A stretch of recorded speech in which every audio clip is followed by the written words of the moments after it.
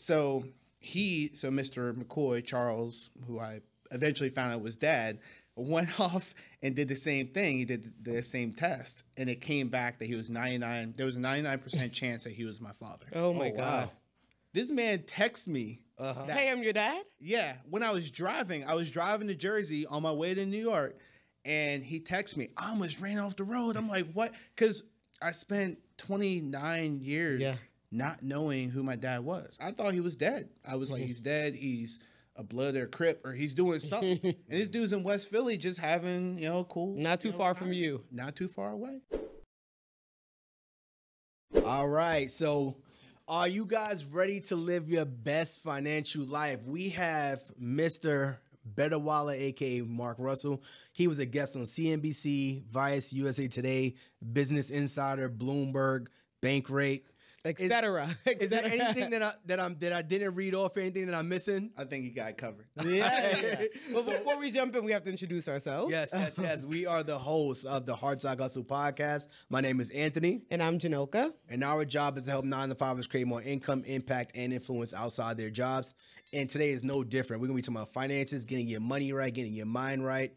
And we're just going to jump right into it, Mark. So we want to, number one, we want to thank you. Welcome you to our podcast. And we want to learn more about you. Before you were doing all these great things, who were you before Mr. BetterWallet? Yeah, first and foremost, thanks for having me on. I mean, it's like a full circle moment, really, because I remember, and we'll get into it, but like one of the reasons on why I decided to jump from my job was talking to you and Dallas. I remember that. How much money could they give you in order for you to stay at your job? And I'm like, you were like $100,000. I was like, no.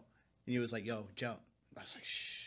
Yeah. A couple months later, I was gone. I was like, yo, deuces. But we'll get into it. But yeah, I mean, like my story is crazy. I grew up in Philadelphia. I was born in Philadelphia, and I was born in this area of Philadelphia called Kensington. Anyone who's from Philly, you know all about Kensington. Is not the place to be. Both my parents, that's where they hung out. And if they're hanging out there, you know what they're doing. So both of them were addicted to drugs. They still are. And unfortunately, I came out as a quote unquote crack baby. So, which is crazy because I'm, 6'2", built like a linebacker, and I was a preemie baby, which is crazy. All thanks to God. But so I came out and they put me directly in foster care because they were like, your mom can't take care of you. Yeah. So fast forward 13 years. So I'm bouncing back and forth to different foster homes within Pennsylvania. Me and my older sister, who unfortunately had to go through the same thing. And eventually we settled in a place called Mount Union, Pennsylvania, which is a very small town in the middle of Pennsylvania. They call it like Pennsyltucky, like middle of nowhere. No one's like, it's not Brooklyn in any form or fashion. Like, the nearest mall was like an hour away. And it was interesting. It was like a really diverse town. But it was also incredibly racist. I mean, you can only imagine like Central PA, like we talk about politics, Trump country. That's where he goes to, try to get the votes. And it was an interesting upbringing in that manner, just kind of dealing with that. So, in high school, my big focus was I'm going to go off and I'm going to do what other people are not doing. And that's go off to college, do well academically. Both my parents, they weren't able to go off to college because both of their parents died at a very young age. My dad's dad died in the military, so he was in the Navy, and my mom's mom died in a fire. Both at the age of 18 for them. So even if they wanted to go off to college, they couldn't because they had to take care of their younger siblings. So it was interesting because my dad told me, hey, like, I want you to go off to college. I didn't know what this college thing was. I was like, okay, well, I'll go because all the D-boys on the block, like, they didn't go off to college. And it seems like all they're doing is going in and out of jail. And I don't want to do that. So, from there, did well academically in high school and applied to college. And next thing you know, I'm on Penn State's campus and trying to figure out how the hell I was going to pay for school. So $20,000, they were like, hey, like, you owe us $20,000 for this year. And I'm like, bet. Wait, $20,000 a year?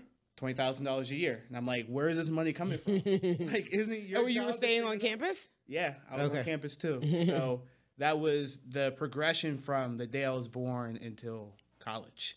No, I don't even want to skip over any of that. So yeah. Yeah. I'm like, your So much foster to unpack. parents, how was that dynamic when you finally settled in your foster home? Was that with your sister as well? You guys were together? That's great because it was different, you know, like, because I never had a dad before. Yeah, I always had, like, a lot of the homes that I bounced around to, like, it was like single moms, which was cool, but I never had a dad, and it was a black dad too. So, you know, I really looked up to him. Like, we hung out every single day. Like, either it was after he worked or, like, on the weekends, we were kicking it. And a lot of what I have instilled in me today is because of Big Russ, my dad. So, so that was cool, just having a father, having a support system around me. I still have 5 older sisters as well. So they were telling me what to do and, like, how to navigate life and everything. So, no, it was interesting, but I didn't know any better, right? Like, and from what I knew, that was the experience of every kid that I knew, or every kid that I assume went through childhood, right? Was that they went through adoption care just like me, and or foster care just like me, and then eventually they were adopted. But then you start asking questions to other people, saying, "Okay, well, what was your experience?" And they're, "Oh, like, you know, I always was with this family, and you know, here's the family tree, and, like, here's my granddad," and all that. And I never really had that. Yeah. So I didn't really yearn for it in a way because I didn't know any better. So, but it was cool just having that family, having that support system, and, you know, for them to push me off and say, "Hey, like, go off to college," because, like, no one else from my high school was doing that. And then to be black and doing it in my high school was, like, unheard of. Yeah. Because they pretty much told you, "Hey, like, when you're done with high school, you're probably gonna be on the same block as everyone else doing the same things." Nothing. Oh, let me stop for a second. Can you bring the mic closer? I want to make sure that we can hear you. You good? Cool. Yeah. Yeah, we're good. Yeah. So we have that similar dynamic when you said you realized that other people had these family trees and you didn't. Because now, as I'm older and me and Janoka are together, it's like we go to her family reunions and they got literally grandpa, great grandpa, the tree here. And for me personally, I don't want to dive into my background too much, but it does make me curious though. So have you ever gone back and kind of done any of that research? One of my friends just did Ancestry the other day, and I'm like, It's a popular thing. now it's in the back of my mind. Do I do that? Do I even care about doing that? Yeah, no. So the backstory with that, it's funny you bring that up. So I never knew who my biological dad was until I was 29. Oh, okay. Through Ancestry. So, Yeah. Maybe I do want to do it. yeah. Maybe I don't. I don't. We'll see. So, like, I only did it 'cause I thought, like, I'm a nerd. Like, I love history. I like learning about history and context, and, like, I wanted to understand where my family is from. And I was, like, really, truly trying to find out what part of Africa my family is from. I didn't care about anything else in between. Like, Okay. You just want to know. So I did the test when I was 28. And, you know, I'm going through and they tell you, oh, like, here's your third cousin, second cousin, like, this person is, like, linked in one way or another. So I hit up this lady who happened to be, funny enough, in Atlanta, Georgia. I hit her up, Tramika, my cousin Tramika, I found out. And she's like, yo, like, you look just like my Uncle Charles. I'm like, cool, it's probably my uncle too, no problem. I can hit him up, like, Yeah. So she's like, you should probably hit him up. He's in West Philly. At the time, I was in West Philly. I was in Philly. I was downtown. And I'm like, yo, I'm going to hit him up. I call him, cool dude. He's like, yeah, you know, I'm retired, but I have, like, all these different side hustles. I'm driving Uber. I'm a realtor. I'm doing this. I'm still teaching on the side. I'm tutoring. I'm like, yo, this guy's probably my dad. Like, there's no way. like, hey, it's me. And dude looked just like me. I'm like, all right. I was talking to my friend. I'm like, yo, this guy right here, like, he claims that he might be my dad. And I'm like, he's like, yo, that's your dad for sure. So Mr. McCoy, Charles, who I eventually found out was dad, went off and did the same thing. He did the same test, and it came back that he was 99. There was a 99% chance that he was my father. Oh my God. Wow.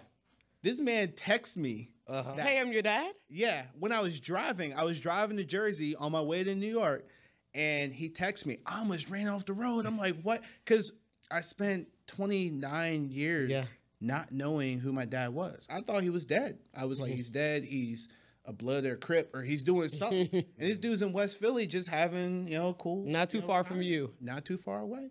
Yeah. So, but it's been cool, like, building a relationship with him, because I mean, he's a great dude. Like, he had his times where back in the 90s, him and mom were like moving, shaking, and doing whatever they were doing. But he has matured. He has matured a lot, and he's a family man. So it's cool that I went from not having a father at all to having an amazing adoptive father, and then finding him and finding out that he was cool. So over the last, couple years, it's been cool just like sitting down with them, learning about my adopted like siblings. I had, I have a sister that is, she graduated from Penn, which was cool to find out that like I have another sibling that like went through college. I have a younger brother who's in the military, which was cool. And to just connect with them and get close with them is really powerful. I'm having dinner with them like next month, so I'm go back up to. I mean, it's just an amazing story, because usually it's not like that in the foster care system, right? Yeah. And so like you said, to end up having a foster dad, that was great, and then meeting your dad, which he's also great. Yeah. And that just expands, because you said you met the cousin, and so you just have it's like a new life. Yeah, it's definitely different. And when I took the test, I knew that I was opening up Pandora's box. I knew I was going to find something. You never know. Yeah. Like the hesitation that you have right now is the hesitation I had before I took the test, where I was like, do I really want to know? And I can't lie. I was curious about who he was, but I didn't want to really meet him. There was this internal feeling where you're just like, he gave me out. He put me in foster care. But that decision that my mom made was probably the best decision that could have ever happened, for my long-term trajectory. So if she did not give me up, I don't think I would be alive right now. Because how she was moving, she was doing a lot of things. She could have just left me at like a crack house and anything could have happened. Yeah. So it was a blessing. So God was looking out. Yeah. And is mom still around, or you don't know anything about her? Yeah, mom's still around. She is still in Philly, still kind of in and out of like rehab and everything. So when I get up to Philly, I kick with her for a little bit, and you have to be careful, because she's mom, but I can't just have her in my car. We get pulled over. She has something on her. Yeah. I lose everything. Right. So I have to be careful when I'm like kicking it with her, but it's a balance. Like Mother's Day, I'm calling her, sending her gifts or whatever, but like you just have to be careful. But I have a good relationship with her. Yeah. Did you always know her? Like always have the relationship with her? Yeah. So in foster care, the rule is that you can't meet your biological parents until you turn 18. And the reason why is because sometimes parents, when they give you up, if you're 13, 14, they might say, okay, well, I'm good now. And they can come and like kidnap you or take you back or whatever it might be. So I'm cool to say this now because it's over 18, but my adoptive parents allowed me to meet her early on. Like she was at the courthouse in Philly when I got adopted at 13. So, and that was like the first time that I met her. Yeah. And they even tell me who she was. Like she was giving me a hug. She was crying and everything. I'm like, who is this lady? And they're like, they didn't give you the heads up. Yeah. They were like, that's your mom. And that could be a little touch and go too, because they know the risk that they're putting on themselves and obviously you. Yeah. And my question for you, this is more of a personal question for me, but maybe you could help me out, because I don't have the best relationship with my mother. I'm going through some things that's very similar to what you're talking about. And I want to know, how do you kind of grow past that and learn to forgive? Because I think every time I forgive, it's like, oh, now I remember why. I forgive, like, oh, now you just reminded me why. So yeah. And to be completely real, like I have a decent relationship with my biological mom, but like what you're saying right now is like the situation I'm dealing with my adopted mom. Okay. Where we don't have the best relationship. I haven't talked to her in years. Yeah. And it's more of like, I need to create my bubble of happiness, and I need her not to be within that. And I try to love from afar. I call her whenever I need to, but with my biological mom, it's still on and off, right? So I just have to keep in my head that as it relates to drugs, it's very much that she is a victim of drugs, right? Like we all understand how powerful drugs can be. And she unfortunately made a bad decision early in life, and she is, kind of going in and out of that, situation. And unfortunately, she can't shake it. It's been years at this point of her not being able to shake it. And I have to separate, the drugs from the person who birthed me. And I know she loves me, and I know that drugs can get in the way, but I need to just be careful on like not completely removing her out of my life, because I think she's a major component. And then one day, if I have a child, I want them to know who their grandmother is and grandfather. So that's like really important to me. With my adopted mom, it's really tough. I've tried many of times to build a better relationship with her. Granted, when my dad was still alive, he was kind of like the glue between us, because we just always butt heads. And then in college, she just never wanted to support the mission. Like, hey, like I'm going to graduate. She's like, you should be taking care of the family. I'm like, no, I should be working on my degree. And even when I graduated and I got a job at Vanguard, probably the best job that you can get out of college in the finance world, she's like, find another job. Find a job that's closer. Like, you don't need to be in Philly. I'm like, but like I'm chasing my dream. And even when I made the jump to do BetterWallet full time, she was like, you're probably not going to make it. Right. She would do things like when I was at Vanguard, if she just got upset and said, hey, like, I want to just cause a fit, she would call Vanguard, the HR department, and just make up something. Ooh. And I later in life realized that she was also a victim of drug abuse as well. It's a longer story, but she worked as a prison guard. So you can probably understand like how crazy she might be in certain situations. And she ended up getting really hurt. And from there, she had to get a metal disc in her back, and they prescribed her Oxycontin. Yeah. And then she became addicted to that. They tried to wean her off, eventually gave her Percocets, and that's really her vice. And I've learned, as a kid, I didn't know anything about drugs. Like, I smoked weed every so often, but other than that, like, I wasn't screwing around with pills. Like, fuck that. Like, but I realized, like, when I was in college that was her thing. So anytime that she would get mad at us at night, it was because she was taking those pills to ease the pain, which it could have been physical, it could have been mental, because of everything she went through, and was taking it out on us. And it continues to be the same thing. If I call her, depending on the hour, depending on her feelings, I could get cussed out. I could not. She could want to run me over. There's a lot of different dynamics. And I'm like, I can't put myself in that situation. And as I tell myself, okay, well, I have to give her a second chance. I have to give her a third chance. I always have to think in my head, like, what if something were to happen to me? Or, one day if I have a child, like, what if I give, the child to her to, babysit or whatever, and something happens to the child? So it's tough. It's complicated, trying to work it out, but you have to learn how to, kind of love from afar. That's my whole thing. Like, I'll love her from afar. I'll do whatever I can to support. But other than that, I can't put myself in a situation where something could happen to me or someone else that I love. But it's tough. And the thing about it is, like, I'm happy we're talking about it, because I think a lot of people are in situations where they don't talk to their family members, or they don't have the best relationship, and they feel some sort of guilt from it. Yeah. Because I felt that way. People say, like, oh, your mom, though? Like, you don't like your mom? And I'm like, but you don't understand. You don't get it. And I've tried, and she, just screws up every time. Yeah. And I'm not perfect. And I recognize that. And I think we butt heads because we can be similar at times. But when I try and I bring her back in, and then she screws it up on her own accord, there's nothing I can do about that.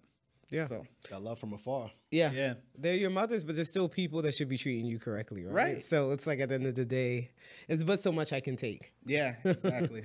So yeah, that's a long trajectory to have you to where you are now. Yeah. Which is a good thing. So growing up within all of that, where did you feel like you learned about money in all of that? Was that in college? Was that at Vanguard? Not having it, right? Like, so growing up, I was always a kid doing things like mowing grass, trimming hedges. Like I was cutting hair for a long time, just doing whatever I needed to do to put money in my pocket because my parents never really had it. My dad said, you know, you are the man of the family and you need to make sure you know how to generate income because one day you're going to have a family and you can't rely on anyone else. You can't rely on the government. You can't. So that was always my thing. And that mindset, you know, was definitely the mindset in college as well. So when I didn't have money to pay for school, I was cutting hair. I was an RA. I was referee. I was doing everything outside of like, you know, studying and everything. I had a side hustle for everything. At a certain point, I was selling my own blood plasma in order to eat. What? It was real. I've heard of that before, but I don't know. Look it up. It's a real side hustle. Don't recommend it at all. Like, don't recommend it. But that's what I was doing because I was trying to make it work. I wanted to graduate within 4 years. So that was my money mindset. Like I needed to make more of it. In college, I screwed up a lot of money. Like I, you know, I had a credit card. You know, they're giving out credit cards for T-shirts At the table? Yeah, like there you go. And your boy was swipe, like at the club. All right, swipe, like whatever you guys want, I'll buy it. Like I got it. No, really? I'm like you're the homie. Like we need living TV, large. we getting TVs. Whatever. Like we out there. You know what I mean? As it, like I was just dumb with money, and even though I had all these side hustles, I was spending on money coming in, so going out. like every day, I felt like I had like an overdraft charge. It was like a normal thing, and I felt ashamed of it. But But you didn't do anything differently. I didn't do anything differently, and I found out that like all the other homies were doing the same thing, but it was a longer story. But yeah, I mean, I screwed it up in college, and once I became a senior in college, I started applying for jobs. Luckily, I ended up getting the Vanguard group. And even when I was at Vanguard, screwing up money. What was your major in college? Economics. Economics? Yeah. So I chose economics because I didn't have the GPA to get into finance. But I'm like, I'm going to weasel my way into finance somehow. I don't know how I'm going to do it, but I'm going to figure it out. So, yeah, so I applied to Vanguard, got in. And during the time at Vanguard, I was helping people manage their money. But when I got home, my money was all screwed up. What year was that? 2012. Okay. Yeah. So 2012, and yeah, I'm like sitting there, I'm talking to them about, hey, here's how to manage your portfolio. Here's what an IRA is, like, you know, and I'm talking to multimillionaires, and they're just like, yeah, okay, like just going through, like, yeah, free help. Like and I did really well at Vanguard. I was, you know, given like really high honors there, pretty much every year that I've been there. But when I went back home, yeah, everything was screwed up. And I was living paycheck to paycheck. I didn't have a budget for a good portion of the time that I was at Vanguard. And I just got to the point where I got fed up, to be honest, and told myself, hey, like, I don't want to live this way. Number one, like, I came way too far to be living paycheck to paycheck. I'm not supposed to be here is the way I kind of thought about it. And everyone I knew, even people that were 50 plus, were living paycheck to paycheck. No one actually retired. Like, I don't know about you guys, but like, I didn't know about this whole thing of like retirement until I started talking to retirees. Like growing up, no one retired on purpose. Like there was no like, I have all this money saved up now. So now I'm going to relax. It's like the government's taking care of me, or like my mom technically was physically disabled. So she had to retire. So she, I forget what they call it, like disability. So like she was getting money from the government. She had a government job. So I didn't know of anyone who was able to do that. So at the time I was at Vanguard, I'm learning from them. I'm talking to them on the phone. And you know, retirees, they have all the time in the world. So telling you the story. Me as a curious kid, like I'm like, hey, like, you know, I just helped you roll over your 401k to an IRA. Mr. Johnson, let me just ask you a couple questions. Like, how did you accumulate $5 million? Like, I just saw you just made $10,000 passively over the last week. How did you do that? And he will sit down and be like, let me talk to you. Oh, rich people love to talk. Yeah, and they're like, oh, like I have all the time in the world. Like, you know, I'm chilling. I'm chilling in Key West. Like, so they would sit down and they taught me the things I teach and you guys teach online every single day. Like, make sure you're budgeting, know where your money is going. Start paying off your debt, especially your consumer debt. After you become debt-free, start investing that money. Try to increase your income and decrease your expenses. In that gap of money, make sure that you are putting towards investments. And that's what I'm doing. So you were at Vanguard for how long? I was at Vanguard for 6 years. until I became fully vested. Fully vested, and then you went to another company? Yeah. So from there, I went into private equity. So so everyone knows Blackstone, which is like one of the largest hedge funds or Wall Street firms out there. They have an alternative investment arm. And in that alternative investment arm, that was in Philadelphia at the time, and I was on their sales desk.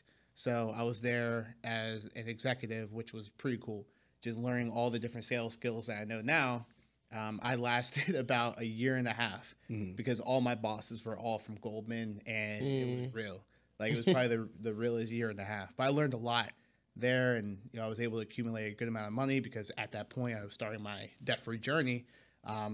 And I was able to pay off a good amount of debt while I was there. But then I said, okay, well, I can't do this anymore. So eventually I moved into fintech. So a company called SEI. It used to be an acronym that stood for something. Now it doesn't. And at that time, I was able to move up the ranks, become a sales exec, the only sales exec that they ever had at SEI. And then afterwards, I decided to leave my job. But like, there's a lot that happened in between. Yeah. Yeah, but that was like the transition. The transition. So wow. Where do I even want to start? So I do want to talk about the part that you said, I'm broke, but people are paying me to help them manage their money. Yeah. Why do investment firms allow that to happen? Because I wouldn't go to a trainer that's overweight. I wouldn't go to we were just talking about this with service-based businesses. I wouldn't go to a trainer that's overweight. I wouldn't go to a nail person that has bad nails. I wouldn't go to a... My nail tech actually has bad nails now that I think about it. I hope she doesn't listen to this podcast. But she does mine very nicely. So, but it's different with a trainer. Doing a great job. Yeah. Doing a great job. Yeah, but we'll stick with the trainer. I wouldn't go to a trainer that's overweight and telling me, all right, I understand you know this stuff, but you're not practicing what you're preaching. So how did it feel when you're working, telling people about how to manage their money, but going home and like... Not even just people, millionaires. Yeah, and multi-millionaires. Yeah. Well, like, that's the tactic from, like, the Fidelities and the Vanguards of the world. It's like bringing these young kids that don't know any better, that can answer 50 calls a day, 50 to 100 calls a day. Oof. They really don't have the bread. Like, so we can pay them literally nothing. Like, I think I was getting paid like $50,000 a year. And that's what we did. And the only credentials that we had to make sure we had was the Series 7 to become a licensed stockbroker. Yeah. So within the first 3 months of me being at Vanguard, I had to take that exam, which is not fun. Anyone who has ever taken it, they know what the deal is. And then you take another exam called the 63, which is like just a complement to the Series 7, and that's it. So from the outside looking in, you're a retiree. You're talking to someone who's a licensed stockbroker that has some experience, that works at Vanguard, that knows exactly what to do with your money. And we're really good within that niche. Like, if you're to call in, like, let's just say you call Vanguard or Fidelity right now, or maybe like Monday morning, you are likely talking to someone under the age of 25 who's telling you what to do with your portfolio. Likely it's not someone who's like really, is not like a hedge fund manager, like a portfolio manager or anything like that. You're talking to a kid that probably doesn't have their finances together. So I knew a lot about managing money, managing investments and everything like that. But like when it came down to budgeting and paying off debt, I had no clue at that time. But that's just how they went about hiring people. So it kind of reminds me of my 9 to 5, where people who are brand new, I worked in an IT firm, probably one of the best IT firms for hedge funds and private equities. And we're teaching people, if you can work inside this box, we give you the check marks. Like, all right, you do this, you do this, you do this, you do this. If you don't know this stuff, you pass it off to someone who may be more experienced. Is that kind of how that finance world worked? Yeah. So if you didn't know what to do, then you have a senior that you can pass it on to, and they can take care of it for you.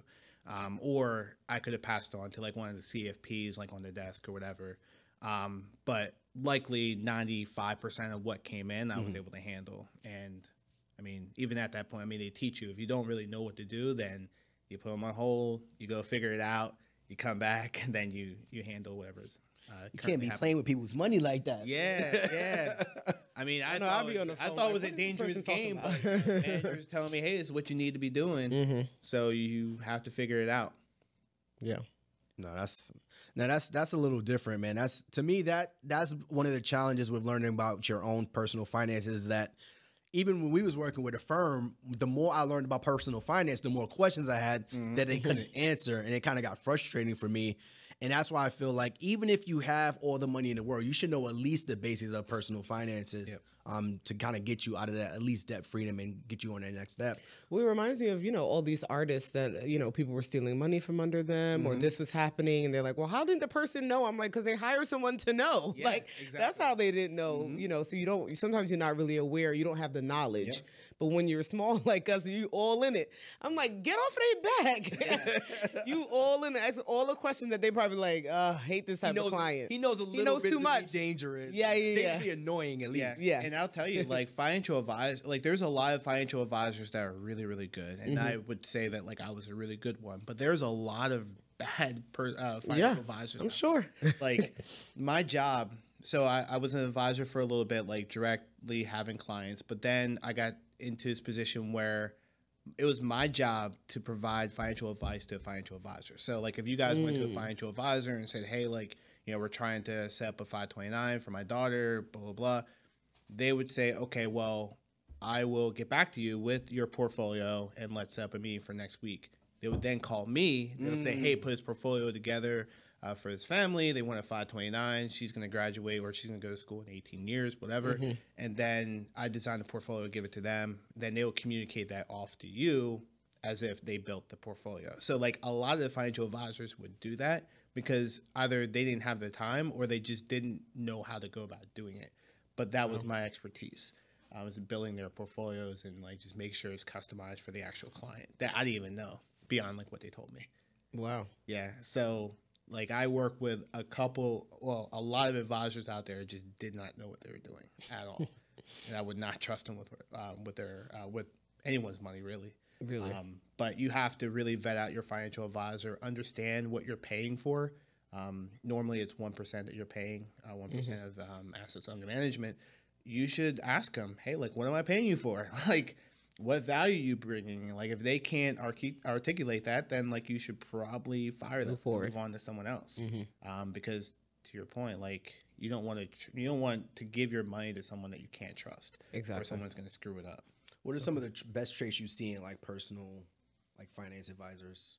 Best traits? Yeah. You mentioned like I wanted someone who is going to keep me knowledgeable. So you explain to me what you're doing. I don't want you to take it and just do it. So I found that to be an example of someone that's like keeping me knowledgeable. Yeah, as a financial advisor, and they mention all the time, it's like your job is to keep people calm under pressure. So the perfect example was March of 2020. The earth was falling in, COVID was happening. It just hit the United States. Everyone and their mothers were freaking out, even the markets. The market took a complete nosedive. That's really when you start to earn your fee as a financial advisor because you're getting calls from people. They are worried, not necessarily about their money per se, but like their specific goals. Hey, like I need to send my kid off to school. I need to retire within these X amount of years. And you have to keep them calm and you have to make sure they understand the long-term picture of their investments and if they're going to be able to reach their goal or not, and make sure they don't take on undue risk, saying, hey, like, well, why don't you just put all your money into crypto? You can make your money back, whatever, which you shouldn't do. But, crypto bros. Right. So you really have to break it down for them and have them understand that everything's going to be okay. Even if the market's taking a nosedive. So really, as a financial advisor, it's your job to just keep people calm, keep their emotions in check, because what I've learned over time is that when it comes to personal finance, a lot of it is emotional. Like there's limited math in it. It's like, it's pretty simple how you go about doing it, but the emotional aspect of it will kill your portfolio. And in 2020, let's say in 2019, you disappeared from the planet. You came back at the end of 2020. You looked at the market. You probably said, yeah, the market had a really good year. The market was up 18 to 20% during that year, even with COVID happening. So what you could have done if you were actually there, in 2020, March of 2020, a lot of people sold out of their portfolio and they got burned. I think Vanguard did a study and it was like only like 2% of people who sold during the COVID downturn actually benefited from that decision. Like, it's a really, really low amount. And the question is, like, what could you do to prevent that? And a lot of financial advisors allow people to, you know, we're able to kind of prevent them from like doing that and making the decision to sell out of their portfolio because they didn't really think about the long-term picture of what their money could do over the next 10, 20 years, and ignoring the 3 months or 4 months where the market took a nosedive. So that's really where a financial advisor comes in, is that they're able to, you know, kind of hold your hand through that entire process, give you the context to understand like what's going on, and then make sure that you're hitting your goal based off of, you know, your expectations, based off of risk tolerance, and then how much risk you can actually take on, your risk capacity. Got it. Yeah, that was a good point just about managing your emotions, because when that happened, I think we were at the bottom, and I was trying to get on the phone with them probably once a week, and they were like, "Listen, Anthony, your goals are so far out. Try this out, and you'll be fine." And I would have been one of those people, if they allowed me to pull our money, I probably would have pulled it, thinking I could time the mark. Oh, we're at the bottom. No, there was another bottom. There's another bottom. There's another bottom. It's like, so I think managing your emotions was a big one for us during that time. And even right now, we're going through our recession. So what do you feel like would it be the same type of keys where we're managing our emotions? Yeah, to get through this? Control what you can, right? Like, you can't control LA traffic. You can't control a lot that you can't control Atlanta traffic. Atlanta traffic. My God, I thought it was gonna be late coming here. But you can't control those things. You can't control the market. All you need to know is the market goes up. The market goes up. It has since the history of time. And it appreciates about 10% on average every single year. That's all you need to know as it relates to the market. The things you can control how much money you put into the market based off of your income and your expenses, and then how often you do it, and then your asset allocation, right? So like, how much do you have in stock, bonds, alternative investments like real estate and cash? Other than that, you let it go and you are hands off until you need to make a change. As long as you are on track to meet your goal, the amount that you need to, you know, meet your goal, don't change it, right? So where a lot of people fall victim is that they think that they can beat the market, and I did it before. I was working at Vanguard. I was like, oh, like I can be a simple index fund. I can beat the market. Like, I'm smarter than most people. Like, and I got burnt a couple different times thinking I could. Where I would take $1,000. I'm like, all right, well, I'm going to pay off all my debt because I'm going to put $1,000 into name the stock, and that's going to appreciate 600%. And then from there, I can pay off my credit card. And then next thing you know, that $1,000 is gone because, you know, it was a bubble or whatever it might have been. So a lot of people learn it the hard way because they want to control the market. They think they can beat the market, and you really can't. So instead, you ignore it. You invest really the lazy way through index funds, and that has been proven statistically that works, right? But people think it's too easy, and they want to make it complicated. I'd much rather have 15 screens up. Like, all right, well, I'm going to go and... I got this. I got this. Yeah. I do better than 10%. You don't got nothing. Yeah. Yeah, I was looking at a stat before I came in here, and I actually have it on my phone because I didn't want to miss it. But Meta, the Facebook owner, the parent company of Facebook, was down around 68% year to date, or 68% as of last year.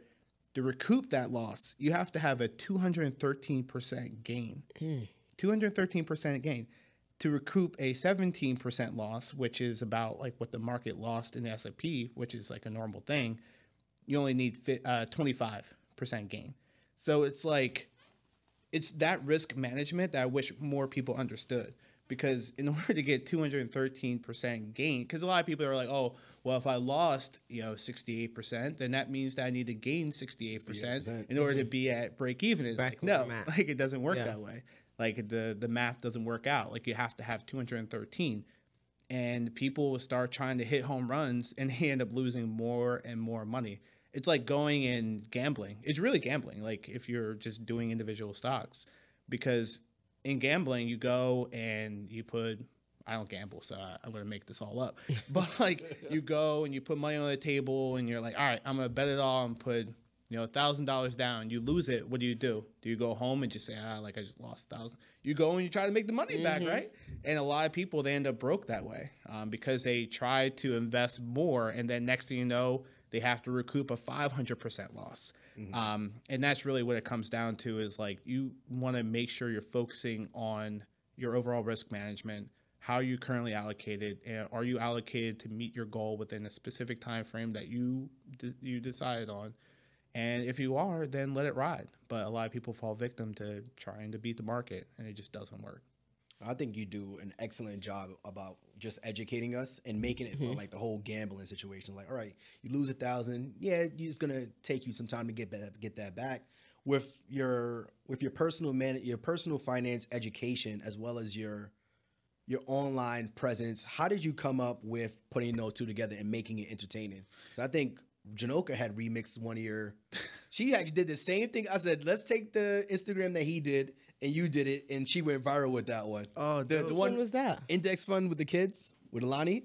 Yeah. Oh, we took the same information you did, and I was like, I'm not gonna do it because I'm a guy. You do it with Alani, and she went viral. So how do you put that personal finance education and putting it online and making it, palatable for people? Yeah. So for me, when I decided to quit my job, or just start BetterWallet in the beginning, which is, when did you quit your job? Last year, November of last year.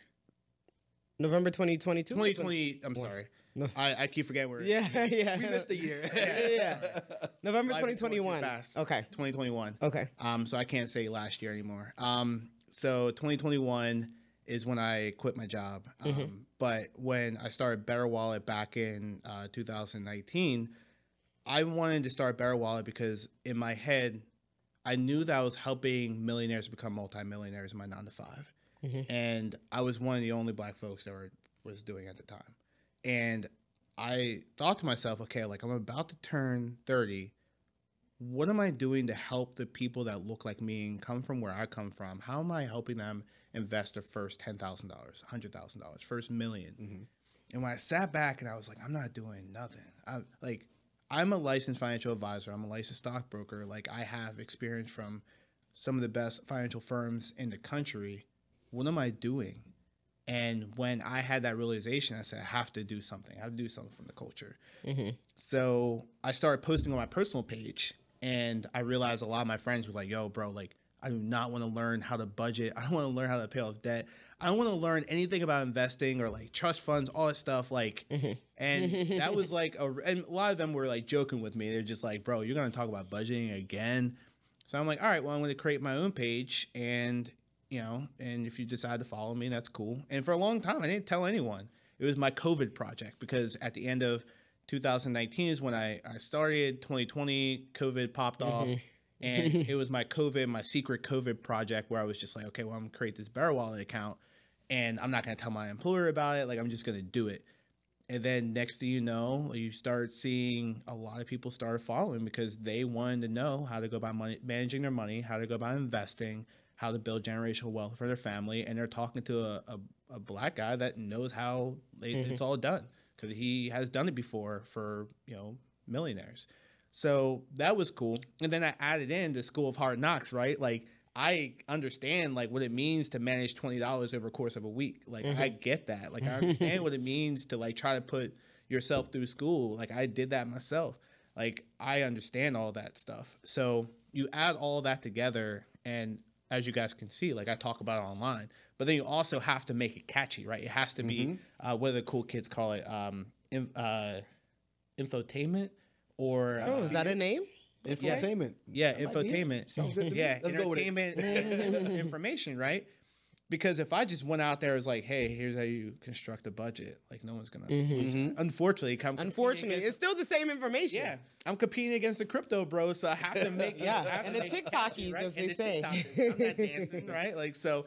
I have to do that. So I try to take current events and then match it up with what I want them to really know. And then from there, it takes off. Like, today I made a post about Intuit, the parent company of TurboTax.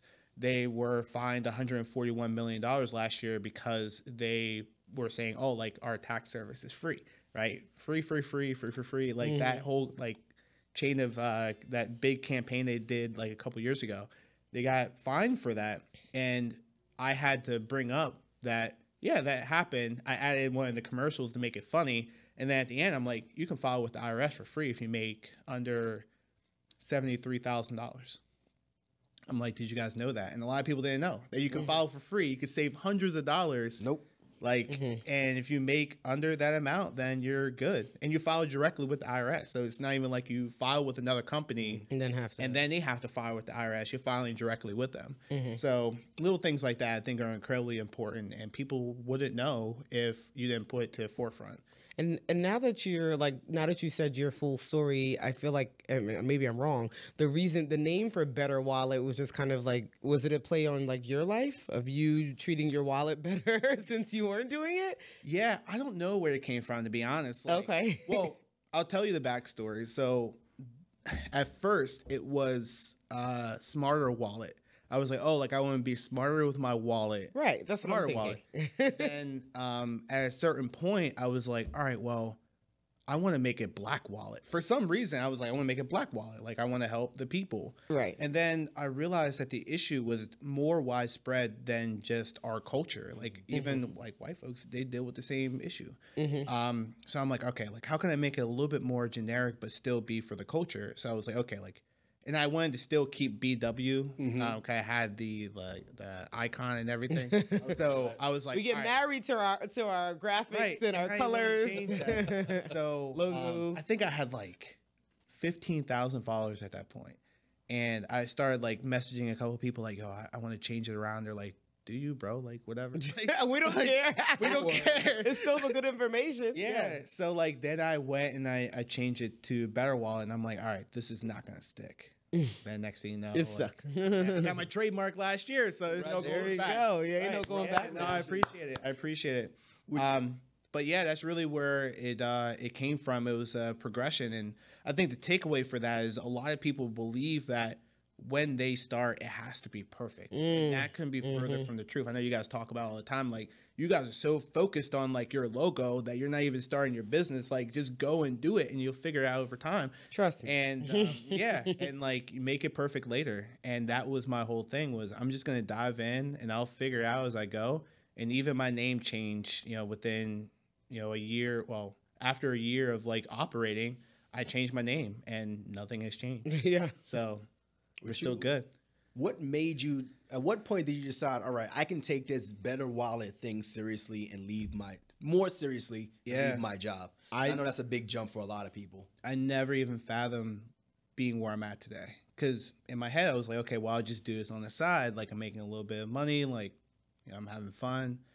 And it was a combination of a couple different things. So for me, it was not only the regulation that I had to deal with in corporate finance, because I had to disclose a lot of things after some time. And at a certain point, I'm like, yo, I'm not disclosing shit anymore. Like, I'm done. Like, I don't want to deal with that. So it was a combination of that. The income was good enough. And I felt that I was cheating on the company that I loved, meaning that the corporation that I work for, SCI, I still love the company. I love the people I work with. I'm still really close with like the hire manager there, and they took a chance on me, but like they promoted me enough times at the firm where I know they truly believed in what I could bring to the table. So at a certain point, I felt like I was dedicating 95% of my time to BetterWallet, and I was devoting maybe 5% to the actual company. And I didn't feel like that was right, because there was also a lot of kids behind me that I knew could do a better job than me, because I was devoting all my time to your business, your personal business. Yeah. Right. So that was a major factor. The regulation was a major factor. And then I felt my whole motto was I'm going to build a company, and it could either be a side hustle or it could be something I could do in the future. But I want to have two separate companies, one that I work for and then one that I happen to own. Over a certain amount of time, I told myself, okay, well, I don't really need my 9-to-5 anymore, and I could eventually make that jump. And I didn't really take it seriously until I made that trip to Dallas and talked to you guys. And I remember it so vividly. We're walking, we're drinking. I don't even know what we're drinking. We're drinking something strong. We did like 3 stops that day. Yeah. I remember walking up the stairs with Ant, and he was like, bro, like, you know, are you thinking about like quitting your job? And I was like, yeah, you know, I don't know. Like, we'll see. He was like, yeah, like I'm thinking about it. Maybe like end of the year. I don't know. Like, I have to make sure things are in order and like, da-da-da. I'm like, all right. And I didn't really think about it until that point. And then after I left Dallas, I ended up talking to one of my buddies who quit his engineering job in Colorado. And he was like, bro, just make the jump. And we started looking at numbers. He's like, bro, like, you're making enough, like, make the jump. You have an emergency fund? Yeah. I'm like, he's like, dude, do it. So then afterwards, I still wasn't sold. Mm-hmm. And then I went to FinCon and I started talking to some of my friends that were really killing it. And they're like, bro, you're good. Do it. And they held me like my feet to the fire. And they were like, so when you get back home, you're going to start transitioning your work to someone else. And then you're going to quit. I'm like, okay, I guess I'm doing it. And it was tough, man, because like I truly love my job. I worked really hard to get to where I was at. I love working with my clients, albeit I was still helping these millionaires become multimillionaires.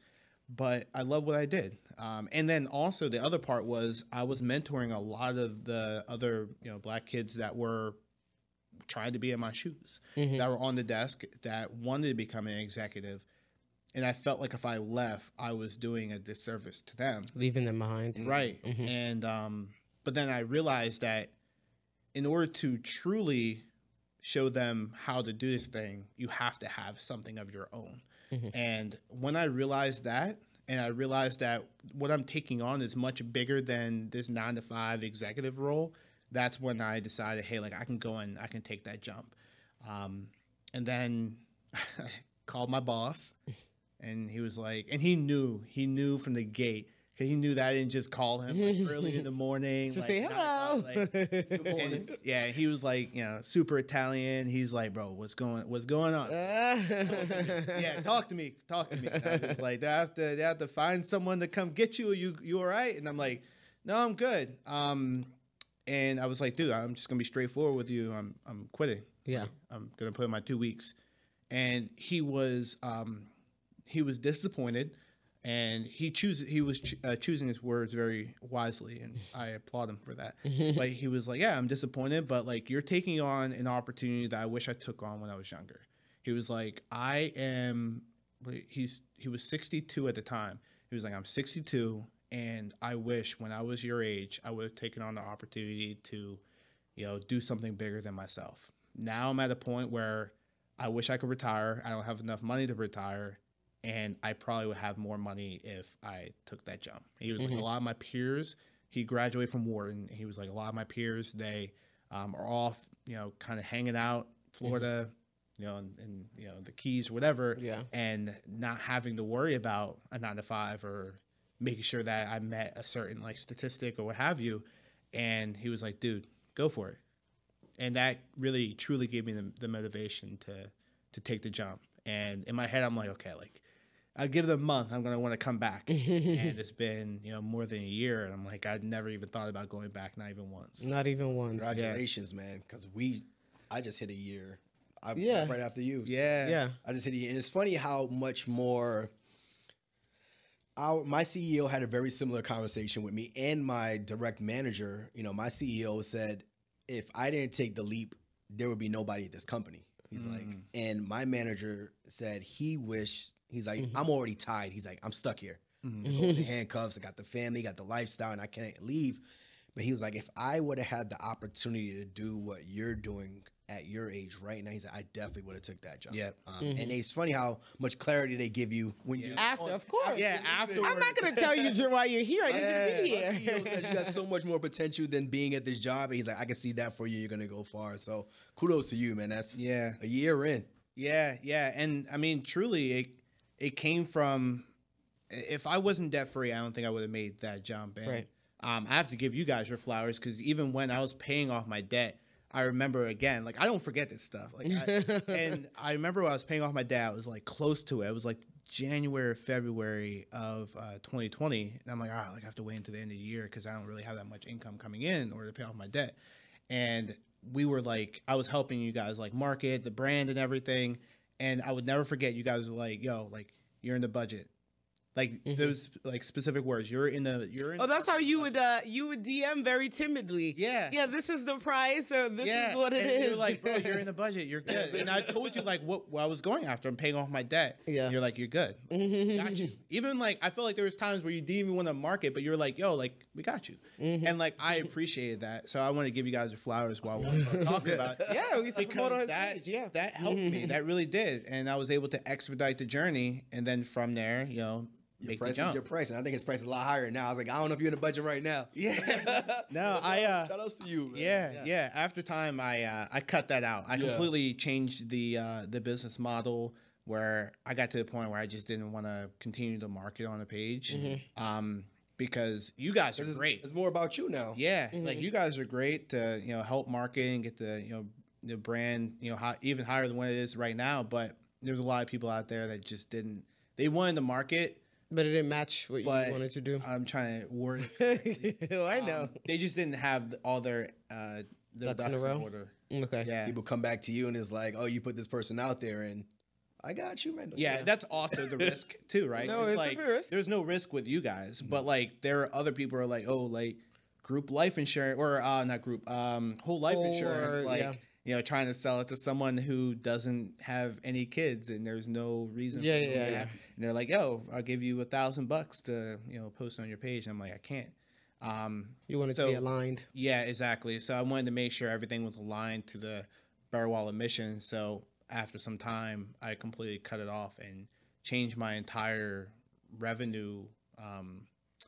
The way I brought in money, and then I've been kind of operating within that system for the last year or so. It's been great. So now, what is next for the BetterWallet brand? Yeah, I mean, so with me being down here in Atlanta, so the move was very strategic for me. Not only did I want to be near my dad's side of the family, who all live in Alabama, I also knew that I had to get out of the bubble of Philadelphia, where I felt like there weren't that many creators. Like there are some up there that I can connect with, but it's nothing like Atlanta, where I feel like nowhere is like Atlanta. Yeah, anywhere else. Like you cannot there's literally nothing like it. So I said, hey, like I need to be where my peers are. So if this were to pop up, like hey, like we're in Atlanta, we're recording a podcast, come through. Everything's 20 minutes away. So I just was able to slide through. There's conferences that I can go to that I didn't have access to in Philadelphia. So overall, it's how can I have a bigger impact beyond what I was doing before? How can I continue to help out more and more people? How can I continue to scale? Last year, I hired my first person, so I have a VA now, which is crazy. And Shannon's dope, and she does everything that I can't do, so I can focus more on like how can I reach more people. So that's really my goal. Is like the word of the year is impact. Like how can I have a bigger impact for people? How can I be even better at my craft? How can I learn from you guys or other people that might know more about a certain topic? That way, I'm even more crisp than what I am now as it relates to helping people manage their money and investing for their family. No, that's really the big goal. That's impact. The word of the year. That's Janoka's thing. It is my thing. And last year we didn't have a word of the year. We felt a little lost with that. And then this year we haven't thought of one yet. But I do like word of the year. I think it gives you something to strive towards or work towards, like just a main theme. Your mission for the year. Yeah, it's just like a mission, just something to follow. Yeah. And it really comes down to like just trying to quantify it too. Because like last year, I did think about the impact of even my course, and I'm like, okay, like I get it, like sales are great, but like how am I helping? Like what was the byproduct of all of that? And I went back to my students and said, hey, like I'm gonna change this around. How much did you invest over the course of the last year with the course? And it came up to $250,000 people invested into index funds last year just through my course. And I'm like, okay, that's the number that I need to like boost up. Yeah. Because if we can get to 5 million and that's money that, would have went somewhere else to something consumer related and it's actually going into investing, like I'm doing a good job. Yeah. So that's been my big focus. How can I get people to invest even more into index funds?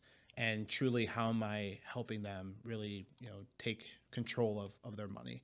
So that's the goal for this year. And I'm still trying to figure out the how you go about doing that. So asking a lot of questions, trying to learn from people that have already been in my shoes or currently in my shoes, joining different masterminds and things like that. I want to continue to learn and be a student of the game, because we're in a weird position now where it's like, you know, people look at us and we're like, oh, like you guys are doing a really good job. You're successful. But you have to be humble enough still in this position where you can go and learn from someone else as well and be vulnerable. And I think last year I sat back and I was like, okay, like I know what I'm doing. But then I realized that I could be doing even more if I started learning from people that have already been where I'm at now. Right. I mean, I feel like at any level you can continue to learn, and there's different dynamics to the business, right? Yeah. So you would probably know more than anybody the investing and that side of it.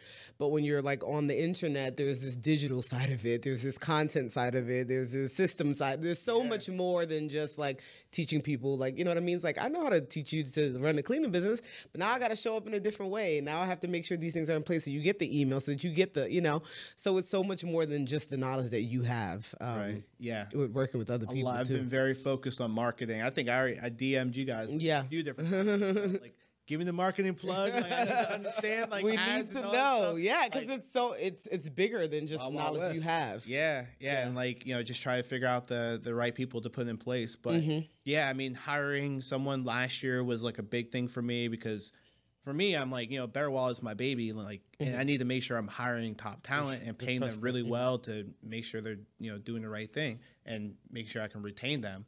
So to be able to do that last year, now I'm like, okay, well, what work can I delegate to someone that can do it better than me? So that's going to be a big focus of mine this year as well, just to broaden the impact as much as I can. Yeah. So with the course that you have, is it just about investing? Can you give us a rundown of what all entails? Yeah. So the backstory of the course is that when you receive your first paycheck at your first job, no one tells you what to do with it. They don't tell you how to invest it. They don't tell you how to manage it. They just give it to you, and they probably just believe you're going to screw it up somehow. I know I did. So the course is devoted to helping you build that complete foundation, financial foundation, from the budgeting to paying off debt to expense management. And then from there, after you build a foundation, if you can envision a house, and then from there you build a house on top of it. So that's investing. That's making sure you're putting money into your employer benefits, being 401k, 403b, TSA, whatever it might be. And then from there, what do? You put a roof on top of it to protect the house. So that's all like tax management. How can you finesse Uncle Sam legally?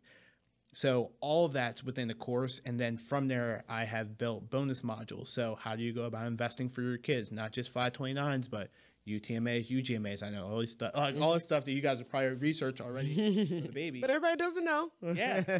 A lot of people don't know, actually. Yeah. So like I worked in the Vanguard 529 department randomly, right? Like, just so a lot of your content recently is about kids. Yeah. So, I mean, well, because kids is a big market, though. It really is. It's a big market. You want the best for your kids, regardless. People won't invest for themselves, but they invest for their kids. Absolutely. For show. They have more time, right? Yeah. Absolutely. So, like, if your kid is one, like you, and you're investing for college, you have more time on your hands. And you can say, hey, like, you know, they have 18 years in order to invest for, you know, said baby.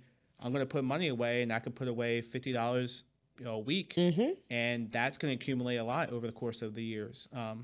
So that's one of the bonus modules. I just partnered with a couple other people to build other bonus modules. I just came out with one on just credit, how to boost your credit. I paired up with a few other creators for like negotiating your salary and like, so we're doing it big. But the goal is to have a complete course that is devoted to helping you get your finances together, and you don't need to go anywhere else for it, right? And it's not just like, hey, here's this video. It's also the like I'm in the trenches with you, right? Like, so we have the bi-weekly meetings as well, where we come together and they're like, hey, like I'm putting money, I'm rolling over my 401k to my IRA. How do I go about doing it? So we're like talking about the X's and O's as well.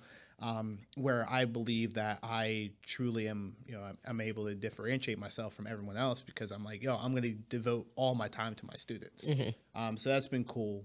But yeah, there's a lot that comes along with the course, and it's truly for anyone who's focused on just trying to make sure they're putting their money to work. If you're looking back to last year and you're like, yo, like, I don't know where all that money went to, and, you know, the course is really for you. But if you're not serious about it, then, you know, I can't take you on, because a lot of my time is devoted to people who are just serious on just trying to get their finances together so they can invest for their family. No, that's a big key, like investing, obviously for us, investing for your family.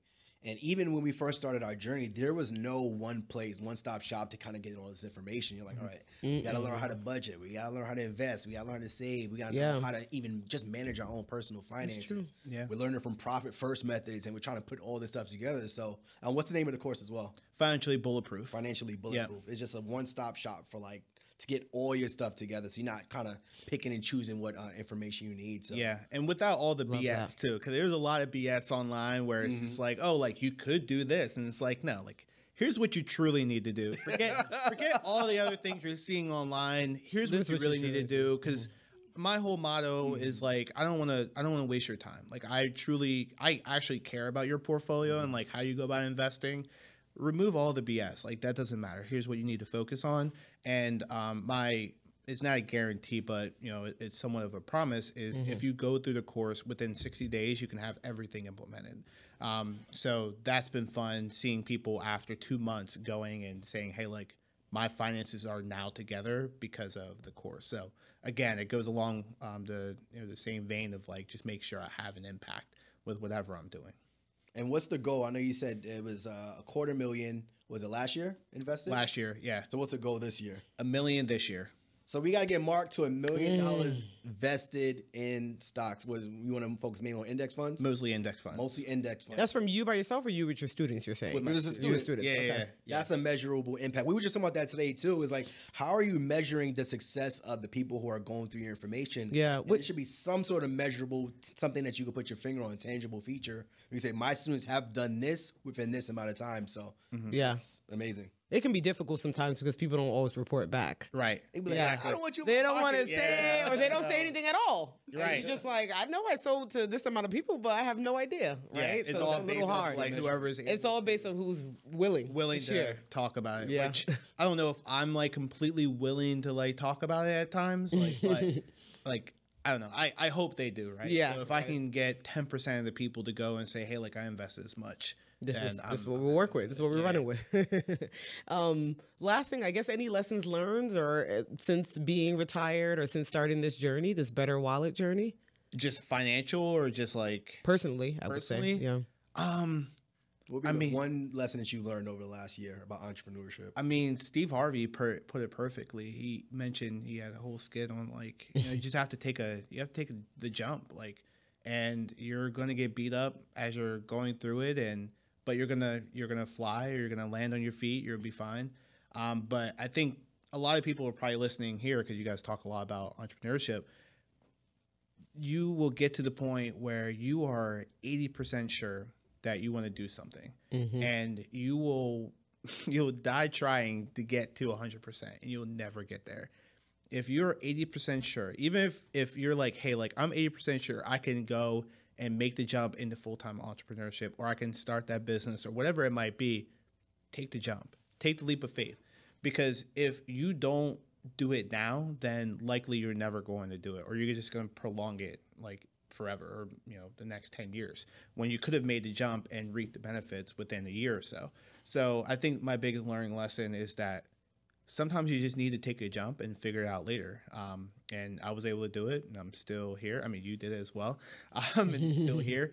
And I think that's like the number one is like trust yourself and take a bet on yourself. Like I was just talking to someone else about it. She, you guys know Renita Young, journalist, used to work for Bloomberg, but she's dope. You guys have to meet her. Like she's in Atlanta too. She is.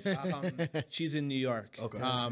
So she worked at Bloomberg for a long time, and we had a conversation. She's like, I want to take the jump. I'm like, do it. And she eventually did it. And she's like, I took a bet on myself. And I'm like so happy at this point because I was able to do that. And now she's going to be able to monetize online because Bloomberg wasn't allowing her to do that. So like we're talking through that at that point. It's the job's holding you back. Yeah, hey. Especially if your job is holding you back. You're more passionate about what you truly want to do. Like take the jump. take the jump, figure out. And I got one last question for you. So what does the phrase "more than a side hustle" mean to you in one sentence? More than a side hustle. You've taken BetterWallet from being more than a side hustle to a full-time business, and it's continued to grow. Yeah. I think there's a difference between a side hustle and a business. And once I started operating my side hustle like a business, I doubled my income. And when I first started off, I was like, okay, well, I'm just gonna go and nitpick or not nitpick, but like just try to find different ways to make a living or maybe just bring money into BetterWallet. But then once I started building the infrastructure and started hiring, and I started operating like the company that I work for, then you started seeing the money come in because people start taking you seriously. And they're like, okay, well, I want to take your course because you have the VA, you have this, you have that, and you have the infrastructure. But when I didn't have all that stuff, I felt like people didn't take me as seriously. People weren't really willing to invest with me. But yeah, once I made the switch from operating the business I got to the point where I was operating BetterWallet as a business and not a side hustle. That's when the money truly started coming in.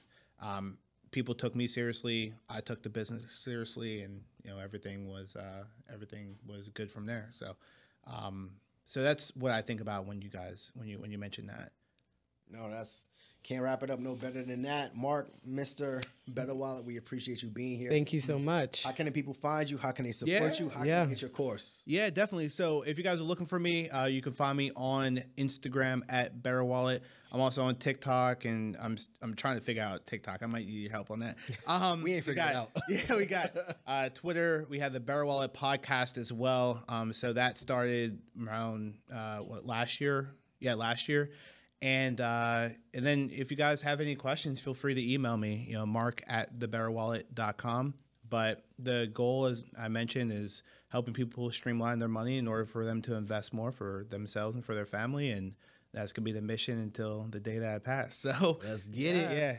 Thank you so much for joining us. If you enjoyed this, please make sure you are dropping us a 5-star review. You're subscribing, you're sharing, letting people know what we are doing over here on this podcast. Yes. We'll see you guys next week. Peace.